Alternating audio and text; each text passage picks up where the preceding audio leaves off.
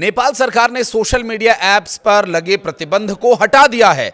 जेन जी के युवाओं के नेतृत्व में हुए विरोध प्रदर्शन के हिंसक होने और पुलिस के साथ झड़पों के बाद 20 लोगों की मौत होने के बाद सरकार ने यह फैसला लिया। सरकार ने जेन जी की मांगों को ध्यान में रखते हुए सोशल मीडिया को फिर से बहाल किए जाने का निर्णय ले लिया है। नमस्कार, मैं हूं आशीष त्रिपाठी और यहां नेपाल में क्या कुछ हुआ इस पर करेंगे बात। दरअसल आपातकालीन कैबिनेट बैठक के बाद सरकार ने कहा कि जेन जी की मांग को ध्यान में रखते हुए सोशल मीडिया को बहाल किए जाने का फैसला लिया जा रहा है। हालांकि मंत्री गुरुंग ने यह भी कहा कि सरकार को सोशल मीडिया प्लेटफॉर्म्स को बंद करने के अपने फैसले पर कोई पछतावा नहीं है। उन्होंने कहा चूंकि इस मुद्दे को बहाना बनाकर विरोध प्रदर्शन किया जा रहा था, इसलिए सोशल मीडिया साइट्स को फिर से खोले जाने का फैसला लिया गया। गुरुंग ने जेन जी समूह से भी अपना विरोध प्रदर्शन वापस लिए जाने का अनुरोध किया। कैबिनेट ने हिंसा की जांच के लिए एक जांच समिति भी बनाई है और इसे रिपोर्ट तैयार करने के लिए कहा गया है। 15 दिन का समय भी दिया गया है। कैबिनेट ब्रीफिंग के दौरान प्रधानमंत्री केपी शर्मा ओली ने कहा था कि प्रतिबंधित सोशल मीडिया प्लेटफॉर्म्स में से एक एक्स ने ऐसे तरीके से प्रतिक्रिया दी जिससे नेपाल की राष्ट्रीय संप्रभुता का अपमान हुआ है। नेपाल में जो विरोध प्रदर्शन हो रहे हैं उन्हें जेन जी आंदोलन इसलिए कहा जा रहा था क्योंकि इसमें सबसे बड़ी भागीदारी युवाओं ही की थी और खास करके 18 से 25 साल के बीच के उन युवाओं की जो जेन जी कहे जाते हैं।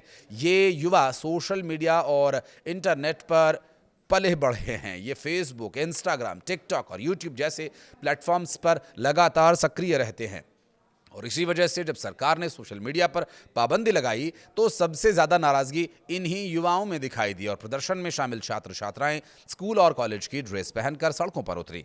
कई जगहों पर उन्होंने खुद बैनर्स, पोस्टर्स लगाए, नारे लगाए। बिना किसी राजनीतिक पार्टी के जुड़ाव के साथ ये विरोध हुआ और यही वजह रही कि इसे किसी दल या संगठन का आंदोलन न मानकर के जेन जी आंदोलन कहा जा रहा है, जो कि नई पीढ़ी का था। अपराइजिंग या जेन जी आंदोलन ये शुरू हुआ और फिर जो कुछ हुआ उसकी लगातार वीडियोस आप देख ही रहे हैं हमारे प्लेटफॉर्म पर। और शुरुआत इसलिए हुई क्योंकि नेपाल सरकार का कहना यह था कि फर्जी अकाउंट्स के जरिए अफवाहें फैलाई जा रही हैं, नफरत फैलाई जा रही है, इससे साइबर अपराध बढ़ रहे हैं, सामाजिक व्यवस्था बिगड़ रही है।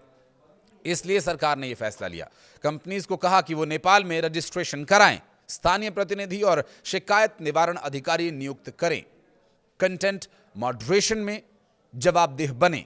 इसके लिए सोशल मीडिया प्लेटफॉर्म्स को 7 दिन यानी कि 3 सितंबर तक का वक्त दिया गया था और जब फेसबुक, यूट्यूब, व्हाट्सएप और एक्स जैसी कंपनीज ने तय समय में रजिस्ट्रेशन नहीं कराया तो उन्हें बंद कर दिया गया। रजिस्ट्रेशन के नियमों के मुताबिक हर कंपनी को नेपाल में लोकल ऑफिस रखना, गलत कंटेंट हटाने के लिए लोकल अधिकारी नियुक्त करना, कानूनी नोटिस का जवाब देने के लिए और सरकार के साथ यूजर का डेटा शेयर करना जरूरी कर दिया।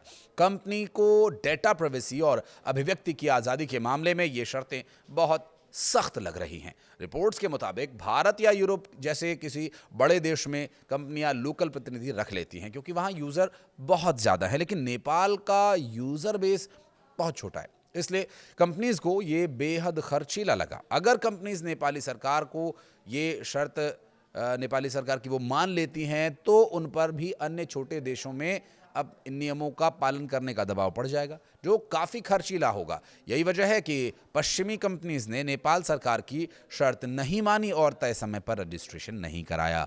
नेपाल में पिछले कई महीनों से सोशल मीडिया पर नेताओं और उनके परिवारों के ऐशो आराम की जिंदगी के वीडियोस लगातार वायरल हो रहे थे और इस ट्रेंड को नेपाल में नेपोकिड या नेपो बेबी यानी ताकतवर लोगों के बच्चे कहा जा रहा था।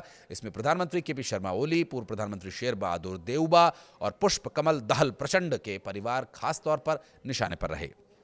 सोशल मीडिया प्लेटफॉर्म पर ऐसे कई वीडियोस और तस्वीरें शेयर किए गए जिनमें उनके बच्चों को महंगी कारों, विदेशी शिक्षा और ब्रांडेड कपड़ों के साथ दिखाया गया। इन तस्वीरों और वीडियोस ने युवाओं में आक्रोश, असंतोष बढ़ा दिया। नेपाल में प्रति व्यक्ति आय सिर्फ $1300 सालाना है।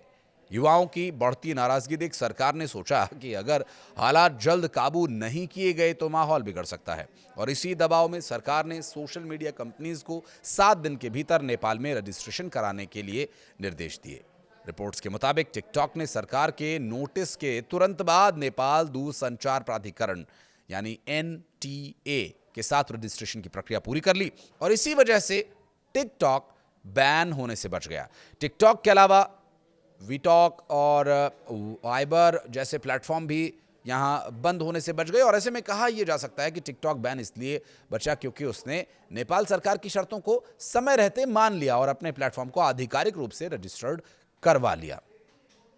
अब देखिए, सवाल यहां पर यह उठता है कि यदि ये कंपनीज रजिस्ट्रेशन नहीं करा रही हैं तो उन युवाओं की इसमें क्या गलती है जो इस प्लेटफॉर्म को न सिर्फ संवाद और अभिव्यक्ति की आजादी के लिए बल्कि पापी पेट के लिए चला रहे हैं। जी हां, पेट भरने के लिए, आजीविका चलाने के लिए भी लोग सोशल मीडिया पर निर्भर हैं क्योंकि नेपाल में रोजगार की कितनी कमी है इस बात का अंदाजा आप इस बात से लगा सकते हैं कि भारत में कितनी ही कॉलोनीज के नुक्कड़ चौराहों पर मोमोज की रेहड़ी ठेली लगाने वाले बहुत बड़ी आबादी वाले लोग नेपाल से आते हैं।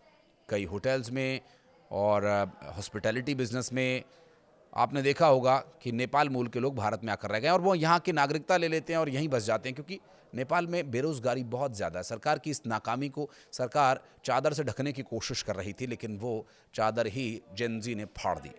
तो वहीं अमेरिकी कंपनीज ने नेपाल की रजिस्ट्रेशन पॉलिसी को नजरअंदाज कर दिया। दूसरी तरफ आलोचकों का कहना है कि नेपाल सरकार ने टिकटॉक को जानबूझकर बैन किया क्योंकि वो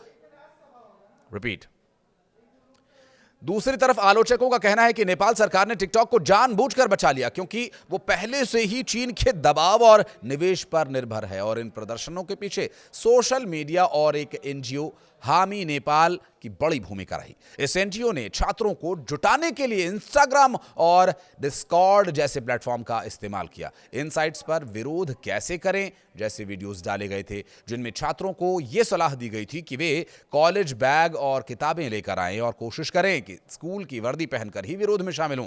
सोमवार को विरोध प्रदर्शन के दौरान छात्रों ने यूथ्स अगेंस्ट करप्शन का बैनर भी उठाया जिसे हामी नेपाल ने ही जारी किया हुआ था। स्थानीय मीडिया के मुताबिक इस संगठन ने बाकायदा काठमांडू प्रशासन से प्रदर्शन की भी अनुमति ली थी। हामी नेपाल की शुरुआत 2015 में हुई थी और 2015 से ये लगातार एक्टिव रही है। ये एक एनजीओ है जो आपदाओं के समय राहत और बचाव कार्य का काम करती है और इसके सदस्य भूकंप, बाढ़ जैसे हालात में भी बचाव करना, भोजन वितरण करना और पानी की व्यवस्था करना जैसा काम करते रहे हैं और यह संगठन सामाजिक मुद्दों पर भी काम करता है, खासकर छात्रों और प्रवासी नेपाली नागरिकों से जुड़े मामलों पर। इस साल की शुरुआत में जब भारत के भुवनेश्वर में पढ़ने वाले एक नेपाली छात्र ने अपनी प्रेमी के कथित उत्पीड़न से तंग आकर आत्महत्या कर ली थी, तब हामी नेपाल ने खुलकर इस मामले को उठाया।